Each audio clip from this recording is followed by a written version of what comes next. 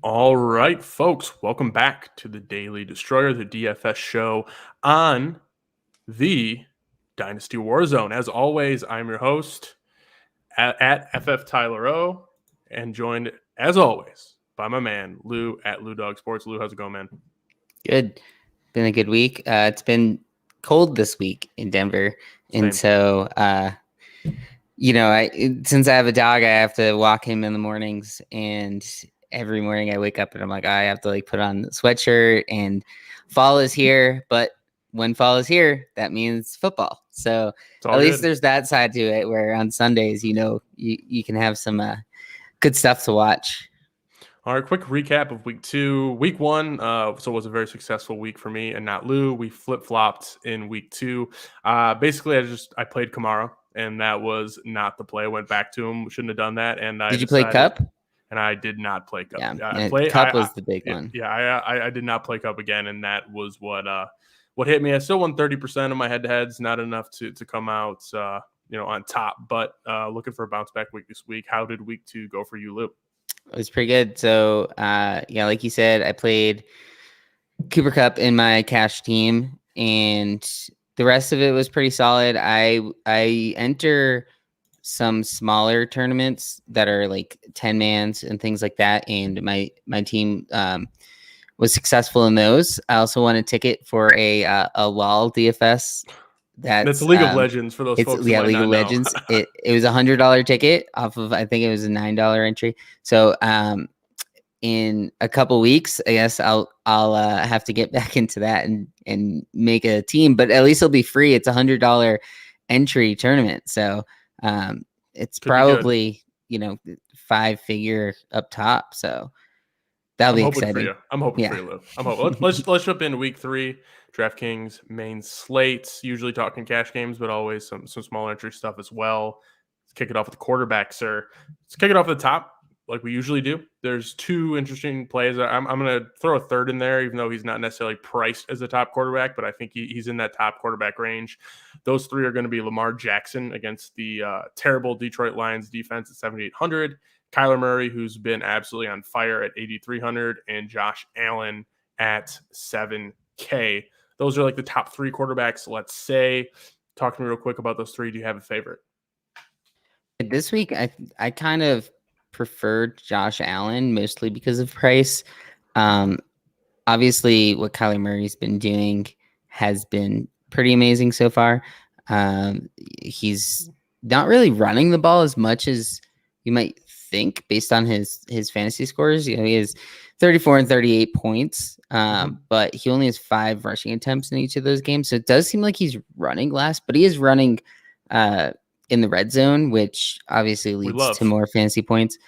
Facing the Jaguars, decent matchup. Good matchup. I think I would probably prefer Mahomes, though, this week specifically, just because of game environment, where in my mind, it's going to be more likely that the KC LA game is more back and forth, and Mahomes is pretty much locked into 300 passing yards in most games, and especially this one in that game environment. I think I would lean Mahomes between those 2.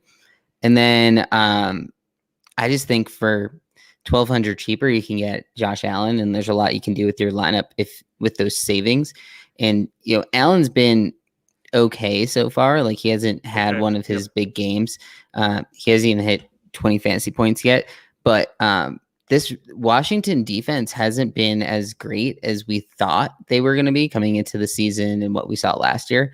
And Josh Allen at home after a couple games of just not his best work, I think he's due for a good bounce back spot here. Mm-hmm. And he's got that decent floor. He's got pretty similar floor to Kyler Murray for rushing, and he just hasn't gotten in the end zone yet. So I think last week it was Zach Moss had a couple of rushing touchdowns, but if Josh Allen runs one in this week, I don't really see him being too far off those top guys anyway. So I like Allen. He's got the same upside as those other big names, and he's cheaper.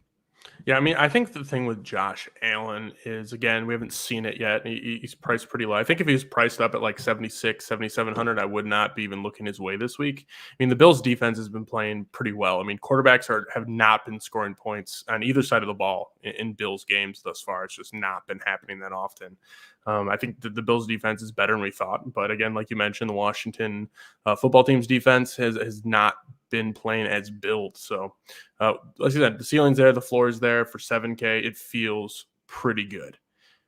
Let's shift down to those cheaper quarterbacks because I think there's two that I wanted to touch on that I think a lot of folks are going to be on this week. One is going to be Daniel Jones at 5,800, which is crazy. We're talking about starting Daniel Jones in week 3, but Danny Dimes is playing like Danny Dollars out there in terms of fantasy points at this point. And then Justin Fields at 5,200. I mean, we didn't know if he was going to be the starter this week. That's why we got the cheap price. You know, if things go well with Justin Fields, which I know there are a lot of Justin Fields fans out there, I am one of them myself. This could be the cheapest we see him all year long, regardless of the matchup. I mean, I'm not necessarily worried about the Browns. They're a solid defense, but they also have shown that they're not great either. So Daniel Jones, 5,800, Justin Fields, 5,200. Talk to me. Yeah, Daniel Jones. It's going to be weird the way that I say it, but I mean, he's a discount Kyler Murray right now. But he is. I mean, he's got a rushing touchdown each of the 2 games, and he's running the ball similar amount, and he's passing the ball similar amount. And for 5,800, he's pretty much showing you he has a 20-point floor in a way, facing the Falcons, who have just such a terrible defense this year. It's just showing it's bad, right? that bad. You know, they're a team where you want to attack for fantasy goodness. And I like the Giants a decent amount this week in general. And I think Jones, he's got very cheap stackable players if you want to use him in your lineup. We'll get to that later, I'm sure, but you know, with like Shepard, Slayton, and so I like Jones a lot for 5,800. The difference with Justin Fields, he's 600 cheaper, and we just don't know. There's a lot of unknown involved in a rookie quarterback that we haven't seen start before.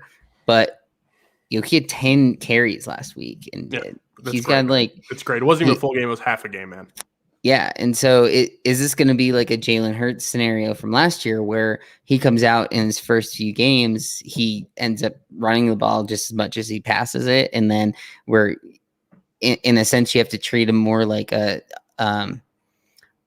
running back floor where if he's running, if he could get the 100-yard bonus rushing, like if he's going to run the ball 15 times in this game, then why wouldn't you want him? If you have a running back that's 5,200, you'd consider it. Never mind someone who can also throw for a couple hundred and a couple touchdowns or two. Yeah, for sure. So, that's what's like exciting for Fields is they've definitely made designed runs for him, and in that sense, that's where it's like his ceiling is there, but it's a lot unknown. So it's tough when it comes to cash. I think depending on what the lineup looks like, I might be interested in it. But there's just so much more we know when you got a guy like Daniel Jones or Josh Allen as far as cash that makes me think I'd probably lean them this week.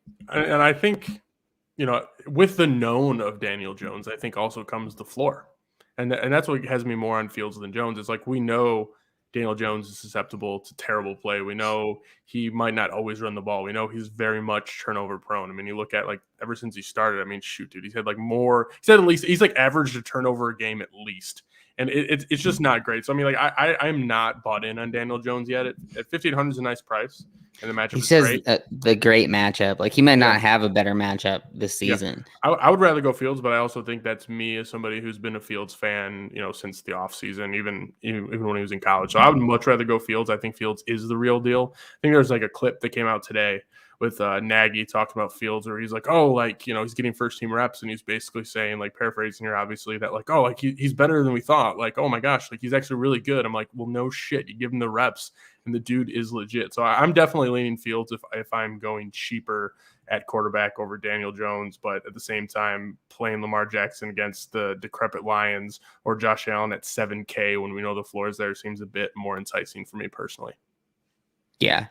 The issue I have with Lamar this week is just what if they get out to this early lead and they just don't even need to pass it and they just run the ball 30 times in this game with all of their running backs and different gadget plays and just try to basically, if you're up 14-0 on the Lions, you're pretty much coasting to victory at that point. So I don't know if Lamar's upside in a game that might not be as back and forth is necessarily there this week compared to the other guys in that range, like the Mahomes, who's at that point, I'm just going to 400 more go for Mahomes. But I do think in tournaments, I'll end up with some Fields lineups. There's just so many cheap combos you can do with him. And against the Browns, I mean, we've seen the Browns do have games that get out of control at times. So I think the upside is there. It's not necessarily, I'm not as worried about the matchup as maybe I could, whether they have a good defense or not. Did you see that video of Myles Garrett that was going around Twitter earlier? He like had his shirt off. He was just jacked, and it's intimidating to some. Yeah, and the final point about the Ravens though is they just put 4 defensive players on the COVID list. So I think and we saw the Lions when they went down multiple scores against the 49ers in the first game of the season. They were able to almost come back and put some points on the board. I think the Lions are a bad team, but I think their offense is fine. Like, I don't think their offense is bottom basement tier. So I think that with some of the Ravens defense hasn't been good this year. That's a fact. And the fact that they just put 4 of their defensive players on COVID, I think there is a bit more of a shootout potential in this game, which leans me a little bit more towards Lamar Jackson than it does. It sounds like on your case of things, but is it before we lead into the running backs here, and I ask you for your top 3 quarterback plays of the week, is there a player that we have not talked about yet that you would like to touch on? I think in tournaments, I have interest in someone like Kirk Cousins. He seemed to have decent floor. Him and Stafford. If Dalvin's out, man, that they could be passing a lot. Yeah. So those two, they seem to be passing a decent amount and have pretty good offenses in games that could easily get in the upper 50s of combined points. So in the mid-range, I like Cousins and Stafford for tournaments because I think in cash, people are either going to go way up or way down. Going to the running backs. Oh, sorry. Your 3 quarterbacks. Who are your 3 quarterbacks? Give me your 3, and then we'll go to running backs. Got ahead of myself. I'm doing Mahomes, Stafford, and Jones. I like it. Mahomes, Stafford, and Jones. We're a little bit different on this one because mine, I'd put Lamar and Fields in there. But I digress. Running backs. Start at the top, like we always do. Going to be people going back to Henry, man. And the Colts defense has not looked great at 8,600. Derrick Henry, we just saw last week, like, fade Henry at your own risk. Like, anything can happen with him. Dalvin Cook, if he plays, still up in the air. We're recording on a Friday night, so we don't know for sure. 8,400, like, absolutely in play at 8,400. And I look at the top, and I think those are the guys I'm interested in. Like, we can throw Kamara in there if you want to mention it, but after last week, he burned me, and I'm just not trusting the Saints offense too much. So talk to me about Henry. Cook as if he's playing, and if you want to throw Kamara in there, feel free. Yeah, I think kind of like what you said with Henry, last week was the week to play him. I generally will only play Henry when he's low owned and expected to be low owned, and last week was a clear example of that, where people were excited to go to the aerial attack in that game, and no one was really playing him. He was 5% or whatever owned. This week, people just saw what he did last week. They remember, oh yeah, this is still Derrick Henry that can put up 50 points, and they go back to him. And so I probably won't chase it, mostly because of he's 8,600, and I don't think I need to spend up at running back that much this week. Running back is a weird position overall, and I think he's one of the safer ones. What is exciting about Derrick Henry last week is he had 6 catches, which I think is a career high. And so if they're going to start using him that way, then he's going to be a lot more interesting. We got to change how we talk about Derrick Henry a little bit if this continues, for sure. So, it's possible if he gets another 3-4 receptions this game. We're talking about a different. I don't know if he might not be under 9K again for a while. So in that sense, like he could be cheap this week. Kamara, I mean, I'd consider going back to him, but it just seems like the offense is so different now.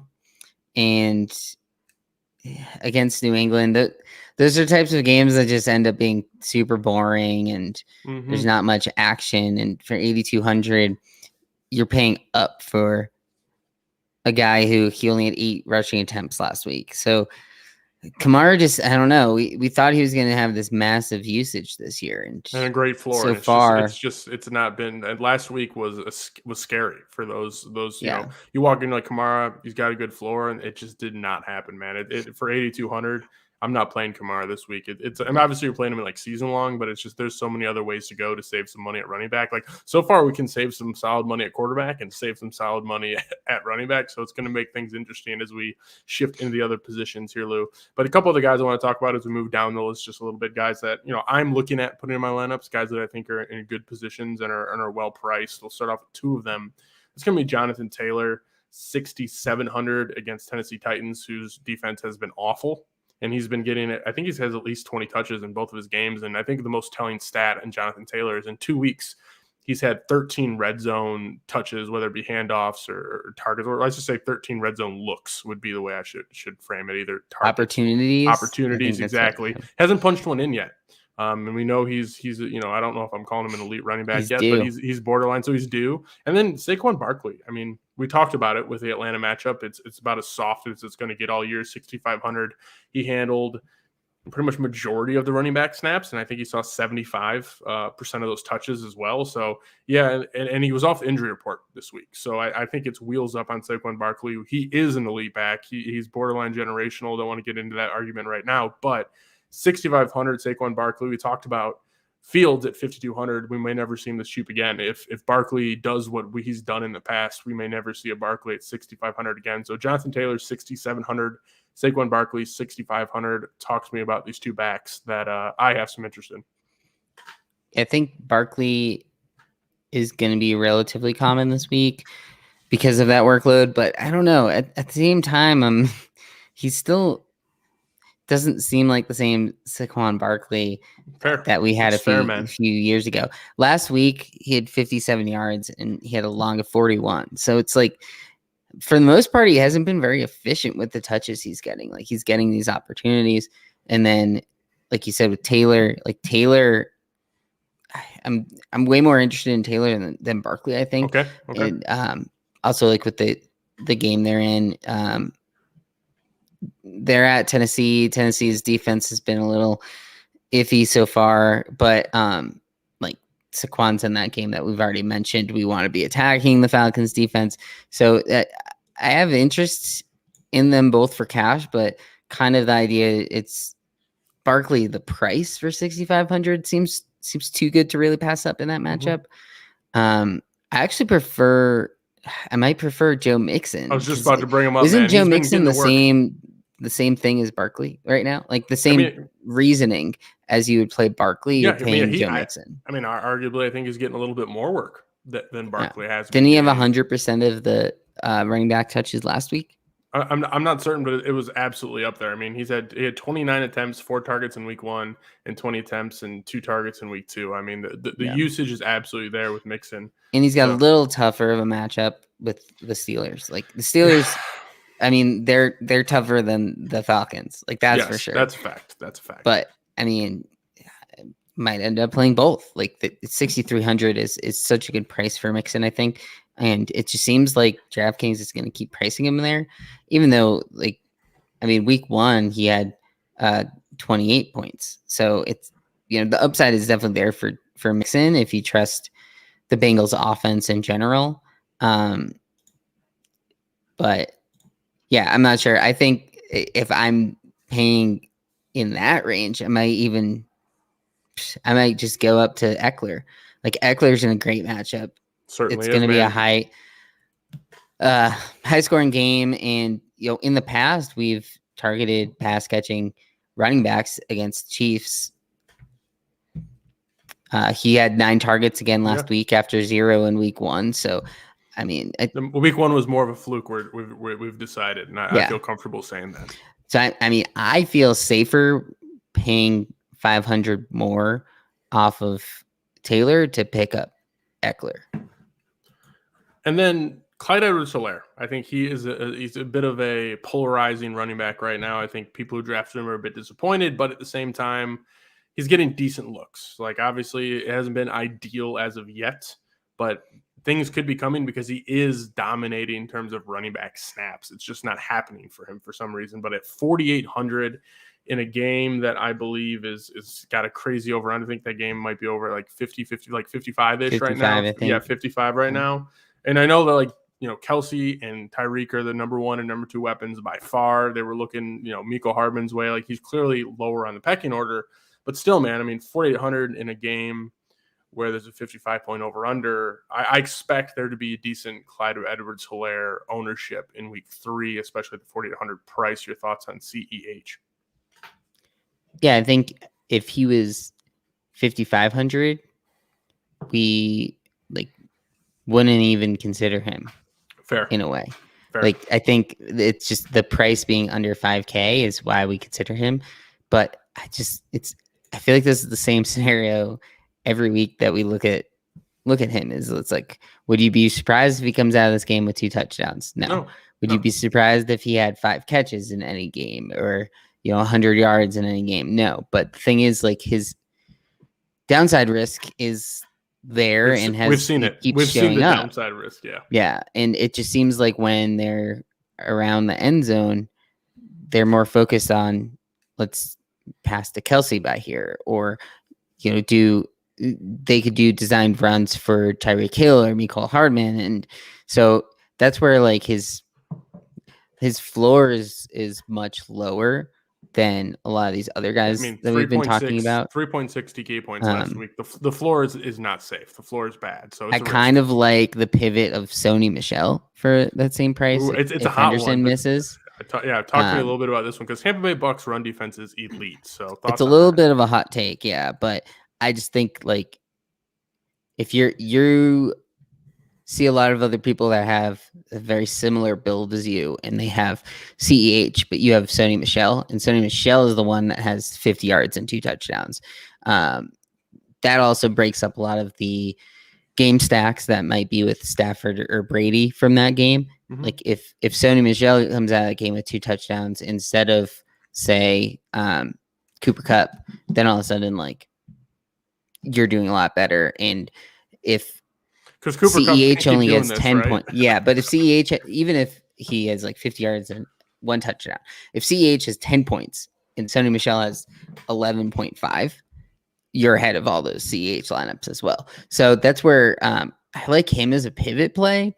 I don't feel great about it, but I think he's kind of interesting too off of CEH. But I mean, if you're going to play cash, CEH is probably the play because he'll be more owned. So that gives you the sort of hedge of, if he does get a 20-point game, then you have him in your cash lineup and you're not way behind. Because if you don't have, it's the type of thing with these cheap guys where if you don't have the chalky cheap guy that went off, then you're trailing a lot of people. Running backs, before I ask you for, let's say, 4 running backs, is there any running backs left that you would like to talk to that could be in contention for your top 4 running back plays of the week? In the mid-range, I kind of like DeAndre Swift a little bit. He hasn't been touching the ball a crazy amount compared to some of these other guys. It's 5,800, but I think he's clearly a big part of this offense on a team that is likely to be trailing in most games and will be dumping the ball off. Like, Jared Goff loves to just dump the ball off to a running back if he can, and short pass Goffs, So he had 11 targets in the first game. He had another 5 last week. So his floor in the passing game seems to be something around like 4 for 40, let's say. And so he's starting with like 8-point floor, and then you're expecting another like 40 from running the ball. So he seems pretty safe of a floor, and he's the type of guy that could end up having like a big run or two, and in a game where they're trailing could have one of those spike weeks of 6+ catches. So I kind of like DeAndre Swift, especially if you're building a lineup centered with around Lamar Jackson stack, you bring it back with DeAndre Swift. I think that's a pretty solid team. Your top 4 running back plays of the week, Lou? Yeah, mine right now, I'm looking at Eckler, Saquon, Joe Mixon, and then I'll just say CEH. Just because everyone else is. Because I think I'm considering him in cash. So that's why I think I'll say him. Fair enough. Let's go to the wide receivers. I mean, we've talked about fairly cheap running backs, fairly cheap quarterbacks. So that does leave us some options to pay up a bit at wide receiver in terms of guys that we like. I look at this wide receiver list, like some of the guys that I expect to be higher owned towards the top. And I guess I'm not going to say higher owned, but let's just talk about the guys that I expect to be highest owned on the slate in terms of, not in terms of pricing, but Cooper Kupp, again, like the guy's just been absolutely on fire, 6,800. Chris Godwin with Antonio Brown out in a game that's supposed to be very pass heavy at 6,100. And then, of course, Tyreek Hill. The last week that they really made a point to take Tyreek Hill out of that game, and that's what happened. But 8,400 Tyreek Hill can fit in our lineups the way at least I'm constructing them. So these are 3 guys that I think are going to be very common in a lot of lineups: Cooper Kupp, Tyreek Hill, and Chris Godwin. So talk to me a bit about these 3. Yeah, I think Tyreek Hill is in play basically every week. He's just that kind of player, and like we said, this game has a high total. And whenever there's a high total, the likelihood of him having another one of those 11 catches, 190-yard games that he had in week 1 is always there. It's there. Yeah. And so he's in play. He's a pretty good, if you're going to pay up, just heads up him versus Derrick Henry. I think I prefer Tyreek this week as far as like paying up options. And then, Cooper Kupp is still likely underpriced based on how much it seems like Matthew Stafford prefers throwing the ball to him. 100-yard bonus and at least a touchdown in each of the first 2 games. And we've seen this with Cooper Kupp in the past where they like getting him the ball by the end zone. And he's similar in a way to how Kirk Cousins has favored Adam Thielen over the years. It seems like Stafford's having that sort of connection with Kupp. But because everyone's going to basically be on that play after last week, that's where Robert Woods becomes a really interesting play as well, because we know the likelihood of them throwing the ball in that game with Darrell Henderson out is high. And if defenses start trying to focus more on Kupp, then that'll open up Robert Woods to have some of his higher spiked games that he's had. So I do like that in the mid-range, and Godwin is probably my favorite in the other side of the ball. Like you said, with Antonio Brown on COVID, someone's going to have to get his workload, and Godwin seems like the guy who took more of a hit when Antonio Brown showed up, that I think it'll sort of go back to him. And in this matchup, again, like the Rams have a good defense. Like both of the teams in this game have a good defense, but they're also teams that have great offenses. Better against the run too. So right, so they're susceptible against the pass. It could be an absolute. Would you consider them pass funnels? I think the Bucks were last year. Yes, I would say the Bucks are a pass funnel. I'm not sure that I'm there with the Rams just yet. Yeah.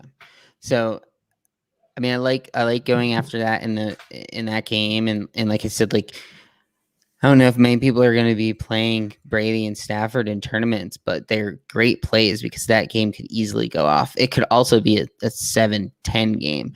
So I like those guys in the mid-range. If I was going to pay up, I'm not sure what. Can you trust Calvin Ridley compared to some of those other guys? And not in this game because, Bradbury's solid. I think that, if I had to guess, like just, narrative street kind of shit here, they're like, take Ridley out of the game. That try to take him out of the game, double team him. Like we can get to why I think that's good for Pitts later, but Ridley's just not a guy that I'm necessarily looking to get in my lineup this week. I mean, I think he has an okay floor, but there's just so many other ways that I would go with my 7K than Calvin Ridley. Yeah. And I like the guys right above him in the Seattle-Minnesota game a lot more, like DK Metcalf and Justin Jefferson. Yeah, 73, and like even Tyler Lockett, 7,400, DK 7,300, and Jefferson 72. I mean, my general rule with them is whichever one's cheaper. And this week, DK Metcalf is cheaper. He's due, but he's more due forgotten. for a blow up. I mean, he's getting the same amount of usage in terms of like routes run, snaps, targets, even as Lockett. And Lockett has just been that guy so far. I mean, I think, we're not like backing this on some serious data, but I feel it in my gut, Lou. Like DK Metcalf is due. Yeah, I like Metcalf. I like stacking that game in general. I don't know if I'll play Wilson, but if I'm playing like a Kirk Cousins lineup, I'll bring it back with DK Metcalf. And what are your thoughts on Adam Thielen? Because he's a little cheaper, but he seems to be a guy who gets touchdowns. And now, he used to be 10 plus catches a game, and now Jefferson seems like the one that's getting the bulk of targets, and Adam Thielen's the guy by the end zone. So that's where it's kind of like it's tough choosing between the two, but I think I kind of like doing a Justin Jackson and DK Metcalf together. Justin Jackson, yeah. I mean, that's sexy, and I don't think a lot of people are going to be on that one as well. Couple other wide receivers that I personally have interest in. Look, T. Higgins is officially doubtful. That's going to like lead me directly to. I mean, I like Jamar Chase as always, but I think Tyler Boyd at 4,700, like we saw last week. I think it's 7 catches for like 72 yards or something like that. Like the floor is there. He gets a touchdown. Things are great. I mean, 4,700 for Tyler Boyd. And to me, he's like one of those players where I look at him and I think like, all right, well, this guy has gotten, what was it? In terms of targets, he had 4 targets in week 1, but he had 9 targets in week 2. It was 7 for 73. And without Higgins on the field, I mean, 10 targets is I feel pretty confident projecting 9 to 10 targets to Tyler Boyd in this game. Like, we know they're not going to be those deep ball, necessarily like break off run long touchdowns for Boyd, but 4,700 in cash games, like his opportunity to easily 2x, possibly 3x his 4,700 salary is something that, I feel fairly comfortable putting Tyler Boyd in my cash lineups is what I'm trying to say. Yeah, I think you have a lot more conviction than I do specifically for Tyler Boyd. But, I mean, when we're talking about wanting to play a lot of these running backs in the mid-range and maybe pay up for 1 or 2 wide receivers, like we're going to have to find some cheaper options. And that's where a guy like Boyd gets opened up with the injury to T. Higgins. Another like cheaper guy that I've been looking at is Rondale Moore, who still seems to not get priced up like even Hopkins after. Is a game time decision, man. Hopkins is a game time decision. Yeah, if Hopkins is out, I likely am playing all the more because I mean he's 5K and we saw it last week. Especially if Hopkins is going to be out, then he could easily get double-digit targets in this game, and he had a touchdown last week as well. But for 5K, he's going to have one of the best floors. With Hopkins out, and especially if you're considering Kyler Murray lineups, like he's going to be probably I'll play him over Hopkins just because even if Hopkins is going to play like a rib injury, he's only at 70-80%, or he only plays that many snaps. So I really like Moore as well as like a cheap option. And I would be remiss if I didn't talk about the Chargers pass catchers. I mean, talk about this game, 54.5 total, Chargers, Chiefs. We know the Chargers are going to throw the ball to keep up. And we talked about Eckler, but then you look at, the pass catching side from the Chargers, and it doesn't cost you a lot to get these guys in your lineup.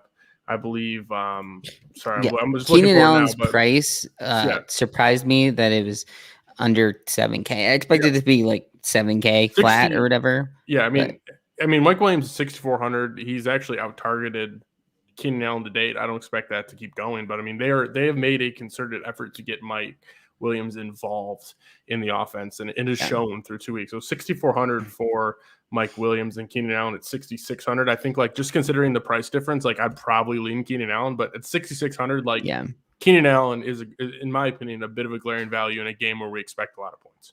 Yeah, they're both at good price points that I would play them, but like you said, it's for 200 more, you're getting the more sure thing in Keenan Allen. I mean, we've seen it in the past where Mike Williams could come out of this game with like one catch, but he might be more likely to get touchdowns. But this also could be one of those Keenan Allen 16 catch games, Yeah, So they happen, man.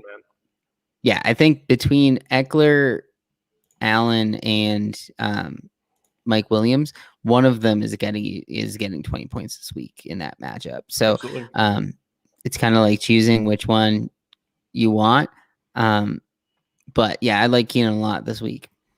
All right, before I ask you let's go 5 wide receivers that you like this week. Is there one wide receiver that you'd put in your 5 that we have not talked about? Well, I kind of talked about earlier the Giants guys. I like them, but I don't know if I'd play them solo. I think I'll just play them in Jones stacks. And then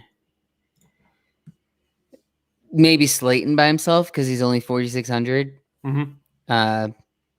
But no, I mean, we've pretty much talked about the guys that I like. Marquise Brown, if you're playing a Lamar stack, I think is in play.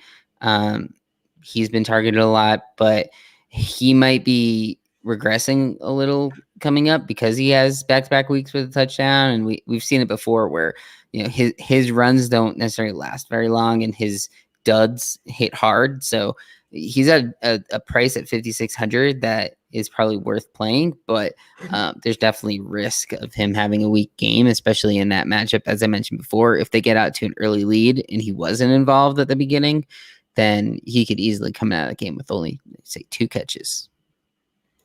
Your 5 wide receivers on the week, Lou? I'm going to go Tyreek, Metcalf, Kupp, Godwin, and more. Like it, dude. Love the calls. Love the calls there. Shifting to tight end. Let's get the top guys out of the way. Travis Kelce, 8,200. Always got to pay for this, man. And Darren Waller, 7,400. Interest in either?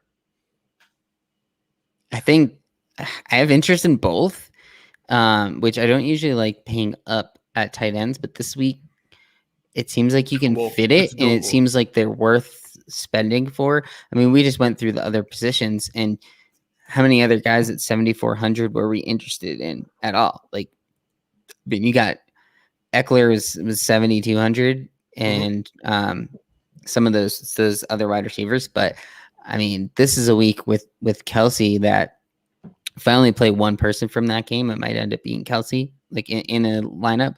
I mean, we saw it last season. We're still seeing it again this year. He's getting his 6+ catches every week, and the likelihood of 100-yard bonus and touchdown is going to be coming up. Just could happen any time. So, I mean, Kelce, is it crazy to say Kelce's floor at this point is 20 fantasy points? Yeah, probably not. Probably not. But I mean, he's doing it. I mean, I think in terms of like fantasy points, he's the wide receiver 3 right now. So it's it's pretty nuts. And then Darren Waller, he's more of a volume play. That's the issue I have with Waller is he's not as much of a touchdown threat as Kelce. And for $800, like it might be worth it to just find that for Kelce. But at standalone value, 7,400, I think if that was a wide receiver who you would be told is going to get 6 to 8 receptions and the likelihood of 100-yard bonus is there, then I think you'd be interested in them. So why not be interested in Waller? I think he's got a pretty decent matchup at home against the Dolphins this week. Let's jump down a tier of these tight ends, talk about a couple of them that I have interest in. TJ Hockenson, 5,200. He is just being fed in a game where I think it's going to be a bit more of a shootout than people expect. Mark Andrews at 5K. I think we talked about this earlier, but I would play him with Lamar. I don't think I'd play him without Lamar, but Detroit defense is terrible. And I think the worst part of their terrible defense is their linebacking core. And Mark Andrews has been out there, tons of snaps, running a lot of routes. He's absolutely due for something here. And then Kyle Pitts, 4,900. Similar to Mark Andrews, like he's out there. He's running routes. he's getting the snaps. He just hasn't broken out quite yet.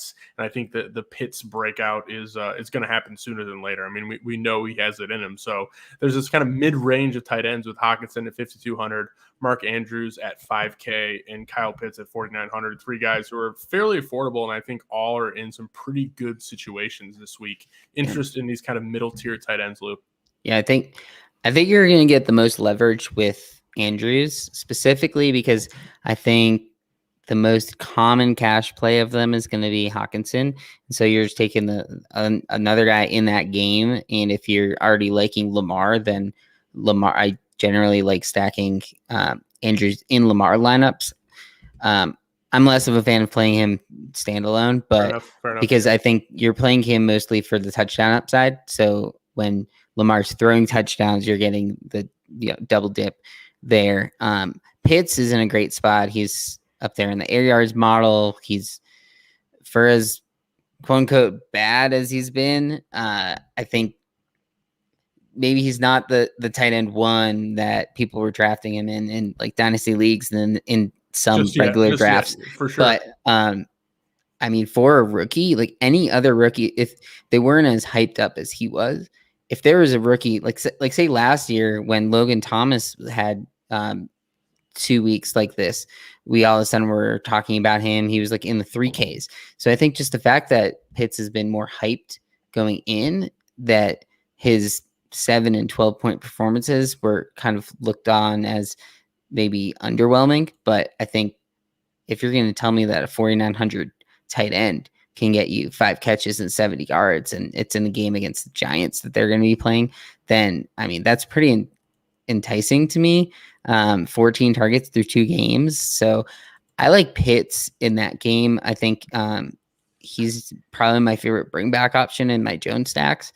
And then Hockenson, I'm probably more likely to play in cash because, I mean, he's just the focal point of that offense. It feels safe. He really is, man. They're looking for him everywhere. They're looking for him absolutely everywhere. If Hockenson gets less than 5 receptions in any game this year, I'll probably be shocked. He's their best wide receiver by far. It is sad, but also you don't like your boy Quintez. Oh, Quintez. I mean, I'm not playing him in my DFS lineups, but near season longs, sure, take a shot. He's had a safe. He's decent, like wide receiver 3 in season long, right? Yeah.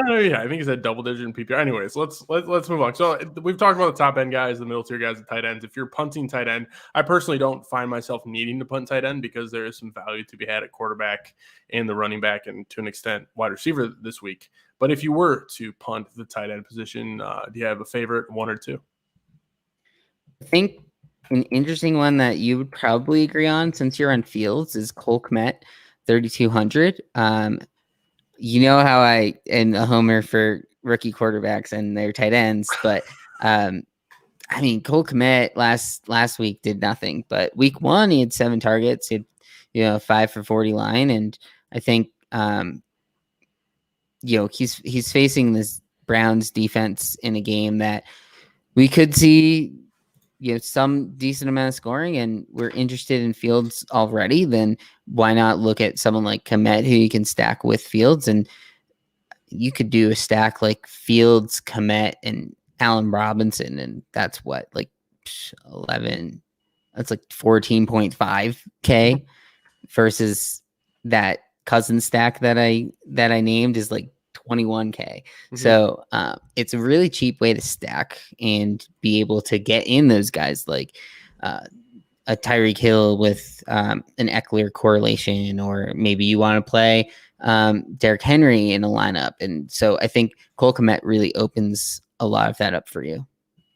I think 2 punts that I'm interested in at this point at the 3K range is going to be Freiermuth, Steelers. He has officially, in my opinion, taken over for Ebron at this point. We saw 4 targets last game. He was touchdown scoring machine in college, and I think that for 3K, I think 3 or 4 targets going to keep coming his way. I mean, if we're absolutely punting, I do like Freiermuth as kind of a punt option. And then Gerald Everett there again at 3K.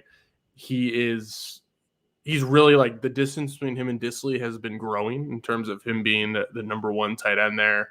I think the floor is obviously with both these guys is pretty like not safe, but I mean, when you're punting tight end, like, you're really just hoping for like a fall into the end zone or a couple catches for like 30, 40 yards. So my two favorite tight end punt plays are going to be Freiermuth and Gerald Everett. Yeah, I like the Everett call, and I also have interests similarly to Tyler Higbee, especially since last week he was very chalky and he failed for everyone. And I mean, we could be saying the same things going into if he had 5 catches last week, then we'd be talking about him being chalk again. He's only 4K in a game environment that we keep talking about could be high scoring, and pretty much any game he could end up being the guy instead of Cup who's getting those touchdowns. So Higbee, who used to be a teammate of Everett, is the other guy I'm looking at. But yeah, I agree with Everett. I just don't know if you need to pay all the way down this week at tight end. I'm with you. I mean, I feel like I'm just throwing the punts out there just because it's like just get part of the tradition as we were throwing our tight end punts, but like not this week, man. I feel like the running backs want to be playing those other guys. Yeah, the running backs in 6Ks are there. They're solid under 7K or 7K wide receivers. There's good quarterbacks. Like I'm not seeing a situation where I absolutely need to be punting tight end. So Lou, hit me with your 3 tight end plays of the week. Feel free to add one if we've not talked about one of those 3. Yeah, I like Hawkinson, Pitts, and Kelsey. We are not punting tight end this week, folks. All right, let's close it out with defense, man. I think for me, it's going to be threefold in terms of defenses that I'm interested in. Number one is going to be, obviously I'm not really paying up for defenses very rarely. It's like whatever fits, right? Titans somewhat fit in there. Like I think Wentz is playing, but regardless, I'm really not too worried. Titans at 2,400. Bengals.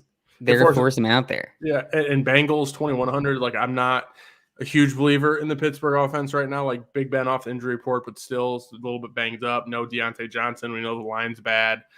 This game is not necessarily. It's got a 43-point over/under. Like the Bengals are a fine punt at 2,100. And then we talked about it prior to jumping on the show, but the Raiders, man, if you can fit him in at 3,400, Max, what's his name? Slipping. Anyways, they have 2. Their pass rushers are Max Crosby and Ngakwe or right now, and it's just been 2 weeks, obviously. But those 2 guys have been like in terms of getting pressure, like in the top 10 in the NFL, right? And then you look at the Dolphins' offensive line, and it is an absolute mismatch. I mean, they're dead last in terms of pass protection. I think the Raiders are going to be running around that backfield, and it's Jacoby Brissett. So things are not going to be great. So at the end of the day, like I am absolutely like if I can fit the Raiders in this week, it is feeling like something that I am going to want to do. And then just to throw it back, we got a question from our friend Wheeler here. He likes the Pitts play a lot this week, but Hurst may be a punt play. It's a deep call here, Wheeler. Hurst, I feel like he hasn't been that involved, but I mean, I like him. I like Hurst. Your thoughts on Hurst, Lou? Yeah, he's only 2,800, which is pretty exciting. A true punt, yeah. Yeah, and I mean, he had 4 targets in the first game, 1 in the second game, but I mean, I expect there to be a lot of passing in that game. So the likelihood that he catches a touchdown, like all you need for 2,800 is like he could have 1 catch, but it could be a touchdown, and then all of a sudden, he's in a great spot. Some sort of differentiator with 8 points. So I mean, I don't hate it, but if people are going to be playing Pitts, that's a very easy way to pivot off of that and be part of that same reasoning why people are playing Pitts. You know what I mean? Yep, absolutely, man. And defense, man, close it out here. Some of your favorite defensive plays that maybe I've not mentioned or you want to just back them up or agree. Yeah. I like your Raiders call just from if you're going to pay up. The way that they have been playing on defense definitely leads to the likelihood of defensive touchdowns is what we like. The pressure and what you said with the offensive line issues on the Dolphins. We usually like to pay down when we're doing this as well. I think the other mid-range one I would consider is the Cardinals. They had 6 sacks and they applied a lot of pressure in that Tennessee game. And now they're going to be facing a rookie quarterback who, I mean, I don't know. Would you consider what Lawrence has been doing to be a rookie struggling, or do you think it's just because he's a rookie and he's just getting his feet wet out there. I just think Urban Meyer's trash, man. I just think that So it's coaching, just, yeah. I mean, I think that's part of it. I think Lawrence is a very good quarterback. I think he could be succeeding in a much better situation, but I think Jacksonville just happens to be one of the worst situations in the NFL right now.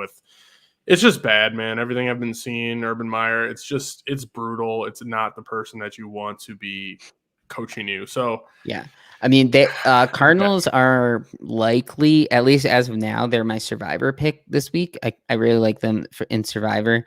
The issue is they're on the road, but the other defenses I'm pretty interested in. The Titans at 2,400, especially with, I mean, Carson Wentz has 0 healthy ankles at this point, right? And and you know what? He just might not be 0 healthy knees. He just might not be very good.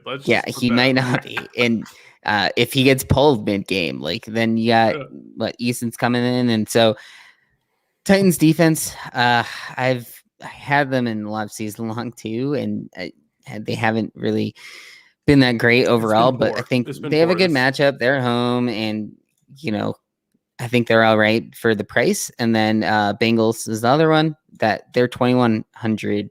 And I mean, they're easy to fit, man. Big Ben, he kind of looks washed out there too. And he might we just know be he's washed. We know he's turnover prone. So, and no Deontay, the likelihood no of sacks. Blanket. And there's no safety blanket in Deontay. I mean, it's in the line's bad, man. Bengals are they're in a lot. They're in my lineups right now. I mean, yeah, Bengals so seem like fit, man. the easiest way to save money this week is by going Bengals defense. But if you have more, that's when you pick up these other teams. But just the way that the Bengals run their defense is even last year I played them a lot in DFS because they liked pressure, and they've had 3 sacks each of the first 2 games. So the likelihood, this could be one of those games where Big Ben gets sacked 6-7 times, which it doesn't have much protection. Yeah, I mean, Bengals are in there for me too, man. That's going to do it for running through all these positions here, Lou. Closing thoughts on week 3. I think this is going to be an interesting week as far as getting running back correct. I think that's the hardest one this week. There's a lot of plays that are similar or iffy with the CH stuff. So it's going to be tough, and I think it's going to really come down to what you end up doing at running back. I know last week, I think that was last week when I usually do 3 running back build in my cash teams, and last week I ended up doing Keenan Allen as my flex. He just felt safer than other running backs in that range, and I think as we've gone through the positions, the likelihood of me doing something like that again, because I think if the decision is CEH or Rondale Moore, I think I'll be feel a lot better about Rondale Moore in that spot. So I think running back is been different this season, and it's not as easy to just plug running backs who you can be confident in their workload as it has been in the past. And I think that's just how the NFL is. Especially if Dalvin's out, man.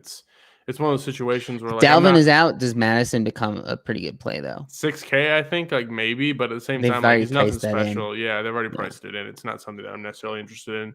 So I think the big thing for me is I'm also looking at 4 wide receivers. I was just building a lineup on the side. I'm not going to keep them in the flex, but question for you, about the same price. Would you rather play Saquon this week or Keenan Allen?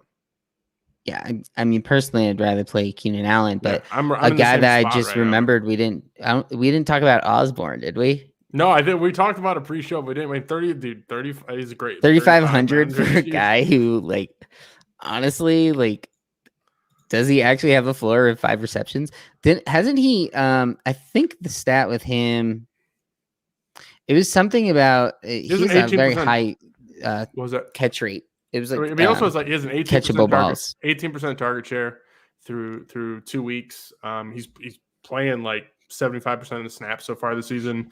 He's running routes on the dropbacks as well. I mean, it's 3,500 might not come again. I don't expect those long touchdowns to go KJ Osborne's way every week, but I mean, especially if Dalvin Cook's out, KJ Osborne at 3,500 is probably finding his way into my lineup as a great way to save some cash. Yeah. I think At this point, he seems like for 3,500 and a guy that you're pretty confident is going to get double-digit fantasy points, like that's hard to come by a lot. So that's also a game that I like attacking. So 5 or 6 targets are. I like attacking that game too. I think the Seattle Vikings game is going to come in a little bit underowned than some of these other ones, and there's a lot of pieces there that I'm looking to get in my lineup. Yeah. All right, Lou. Anything else before we jump out of here? No, I think we covered it all. All right. Well, you're tuning in again. This is the Daily Destroyer, the DFS show on the Dynasty Warzone Network, new this year. So if you're listening, appreciate you jumping in the show. You can find me on Twitter at FFTylerO. You can find Lou on Twitter at LouDogSports. That's all we have today, folks. Don't forget, tell somebody you love them. Later.